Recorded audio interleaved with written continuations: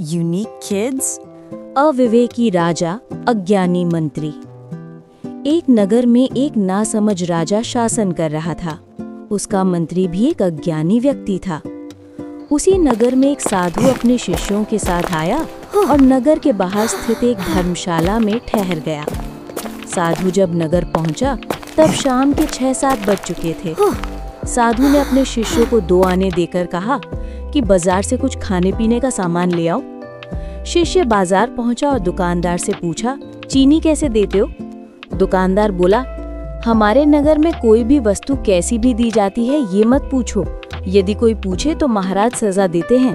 यहाँ सरकार का नियम है कि जो भी वस्तु चाहिए वो प्रति सेर सिर्फ 1 पैसे यानी बिल्ली में मिलेगी। ये बात तुम्हें मालूम नहीं? इतना कहकर दुकानदार ने चेतावनी दी कि दोबारा ऐसा मत पूछना। फिर उसने कहा, जो भी वस्तु चाहिए 1 ही दाम, 1 बिल्ली प्रति सेर।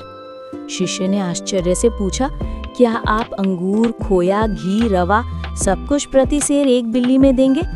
दुकानदार बोला, इतना ही क्यों, अगर कस्तूरी चाहिए तो वो भी इसी दाम पर मिलेगी। शिष्य ने दुआने देकर चीनी, घी, रवा, अंगूर आदि 6 सेर सामान खरीद लिया और गुरु के पास ले आया। गुरु ने पूछा, केवल 2 आने में इतना सामान कैसे ले आए? शिष्य ने उत्तर दिया, इस नगर में सब कुछ 1 बिल्ली प्रति सेर मिलता है। गुरु ने कहा, ये नगर तो किसी पुण्य आत्मा के राज्य में होगा। हमारे पास 16 रुपए हैं।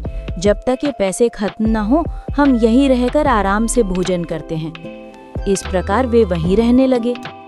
इसी बीच एक चोर एक अमीर आदमी के घर चोरी करने गया। चोरी करते समय उसके ऊपर दीवार गिर पड़ी और उसकी मृत्यु हो गई। अगले दिन चोर की पत्नी राजा के पास गई और बोली, महाराज, मेरे पति की मृत्यु इस अमीर आदमी की दीवार गिरने से हुई है, अब न्याय कीजिए। राजा ने कहा, अरे महिला, मेरे नगर में ऐसा अन्याय नहीं हो सकता। जिसने दीवार ढीली बनवाई है और तेरे पति की जान ली है उसे आज ही मृत्यु दंड दिया जाएगा। उसने सेवकों को आदेश दिया कि उस अमीर आदमी को पकड़ कर लाएं। अमीर आदमी को लाकर राजा ने कहा, तुमने ढीली दीवार बनवाकर चोर की जान ली है। चोर को दंड देना हमारा काम है, लेकिन उसकी जान लेना तुम्हारा काम नहीं, इसीलिए तुम्हें मृत्यु दंड दिया जाएगा। अमीर ने कहा, महाराज, मेरी कोई गलती नहीं, ये दीवार तो राज मिस्त्री ने ढीली बनवाई थी। राजा बोला, अच्छा, तो गलती मिस्त्री की है, इसे छोड़ो, मिस्त्री को पकड़ कर लाओ। मिस्त्री को लाकर राजा ने कहा, तुमने दीवार ढीली क्यों बनवाई? मिस्त्री ने उत्तर दिया, महाराज, मेरी कोई गलती नहीं। जब मैं दीवार बना रहा था तब नगर के सुनार यानी पाता वहां से गुजर रहे थे। मेरा ध्यान उनकी ओर चला गया और दीवार ठीक से नहीं बन पाई। राजा ने कहा, तो गलती सुनार की है, इन्हें छोड़ो और सुनार को पकड़ कर लाओ। सुनार को लाया गया। उसने कहा, महाराज, मेरी कोई गलती नहीं। यदि नगर के सुनारों ने अक्साली ने मेरा आभूषण समय पर बना दिया होता तो मैं उस समय वहां से नहीं गुजरता। राजा ने कहा, तो गलती अक्साली की है, उसे पकड़ कर लाओ। अक्साली को लाकर पूछा गया। उसने कहा, महाराज, मेरी कोई गलती नहीं। यदि धागा बनाने वाले ने समय पर धागा दिया होता तो मैं समय पर आभूषण बना देता। राजा ने कहा, तो गलती धागा बनाने वाले की है, इसे पकड़ कर लाओ। धागा बनाने वाला पागल जैसा था और कुछ उत्तर नहीं दे पाया। राजा ने कहा, यही दोषी है, इसे कल फांसी पर चढ़ाया जाएगा। अगले दिन नगर में ढिंडोरा पिटवाया गया कि सभी लोग फांसी देखने आए। हजारों लोग इकट्ठा हुए।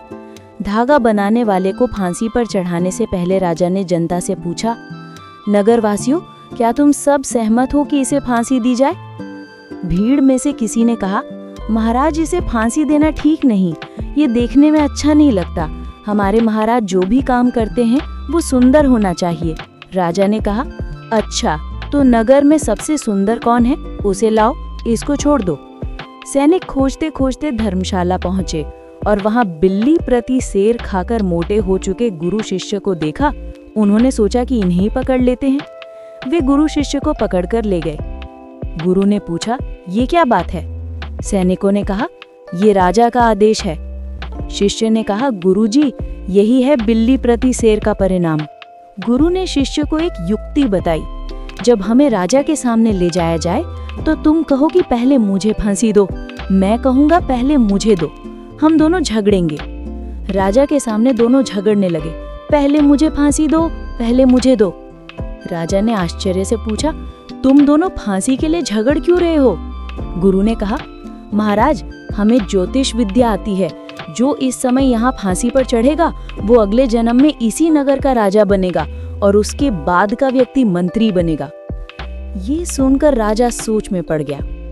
मैं अभी राजा हूँ, यदि अभी मरूं तो अगले जन्म में फिर राजा बनूंगा।